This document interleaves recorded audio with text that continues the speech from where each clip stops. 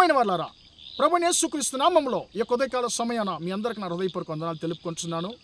ఈరోజంతా కూడా మీరు చేయబోయే అన్ని విషయాల్లో దేవుని హస్తము మీకు తోడయుండి మీకు జయాన్ని కలుగజేయునుగాక. ప్రియులారా, యోహాను సువార్త 11వ అధ్యాయము 31వ వచనం ఇలా సెలవిస్తుంది, యేసు కన్నీళ్లు విడిచెను. యేసు కన్నీళ్లు విడిచెను అని చెప్పి.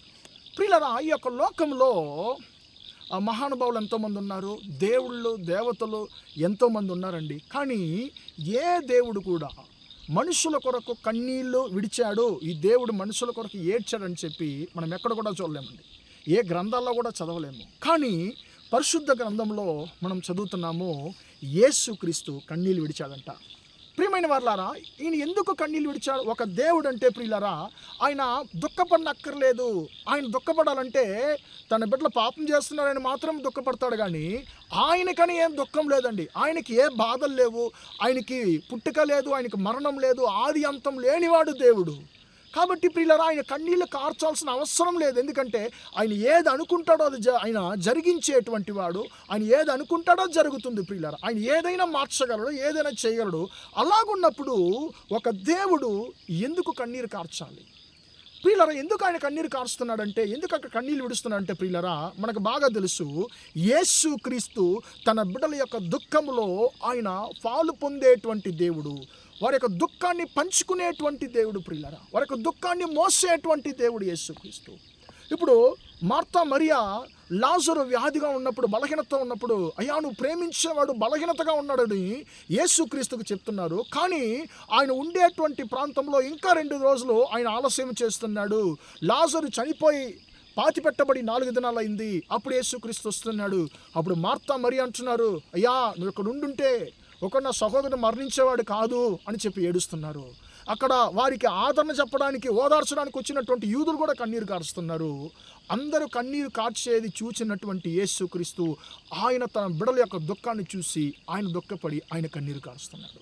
ప్రియమైన దేవుని బిడ్డ, నీవు నేను ఆరాధించేటువంటి దేవుడు ఆయన నీ కొరకు నా కొరకు కన్నీళ్లు కార్చే దేవుడు. అంటే నీ దుఃఖంలో ఆయన పాలు పొందేటువంటి దేవుడు, నీ దుఃఖాన్ని ఆయన మోసేటువంటి దేవుడు, నీ కొరకు ఏడ్చేటువంటి దేవుడు యేసుక్రీస్తు. ప్రియులారా, ఆయన ఈరోజు నువ్వు దేని గురించి ఏడుస్తున్నావు, నువ్వు దేని గురించి దుఃఖపడుతున్నావో నీ దుఃఖాన్ని ఆయన కూడా పంచుకుంటున్నాడు. కుమారుడా కుమార్తె, నువ్వు ఏడుస్తున్నావు కదా, నేను కూడా నీ దుఃఖంలో పంచుకుంటాను, దుఃఖంలో పాలు పొందుతానని చెప్పి ఆయన నీ దుఃఖంలో నీ కొరకు నువ్వు ఏడుస్తుంటే పక్కన కూర్చొని ఆయన కూడా ఏడ్చేటువంటి దేవుడు. ప్రియులారా, మనుషులు మనం ఏడుస్తుంటే కొన్నిసార్లు ఓర్చుకోలేక తట్టుకోలేక వాళ్ళు కూడా ఏడ్చేస్తారండి. కానీ యేసుక్రీస్తు ఆయన మన దుఃఖంలో ఆయన పాలు పొందే దేవుడు మాత్రం కాదు, మన దుఃఖాన్ని మార్చేటువంటి దేవుడు. తర్వాత ఏం జరిగింది? చనిపోయి 4 దినాలు అయినటువంటి పాతిపెట్టబడినటువంటి లాజరును దేవుడు సజీవంగా ఆయన మళ్ళీ ఆయన బయటకు తీసుకొచ్చాడు. లాజరు బయటికి రాని ఒక్క మాట పలికిన వెంటనే చనిపోయి పాతిపెట్టబడినటువంటి వ్యక్తి సజీవంగా బయటకు వచ్చాడు. వారి యొక్క దుఃఖమంతా మారిపోయింది. ప్రియులారా, ఈరోజు యేసుక్రీస్తు నీ దుఃఖాన్ని ఆయన సంతోషంగా మార్చేటువంటి దేవుడుగా ఉన్నాడు. నీ దుఃఖం ఏంటో, నీ బాధలేంటో యేసుక్రీస్తుతో చెప్పుకుంటావా?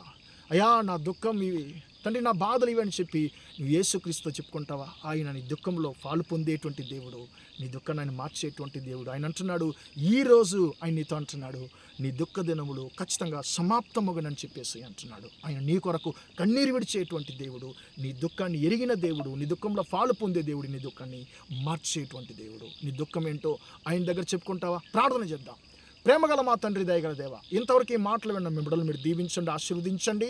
యేసు కన్నీళ్ళు విడిచాడన్న మాట ప్రకారం తండ్రి, నువ్వు మా కొరకు కన్నీరు కార్చేటువంటి దేవుడు, మా దుఃఖంలో పాలు పొందేటువంటి దేవుడు తండ్రి.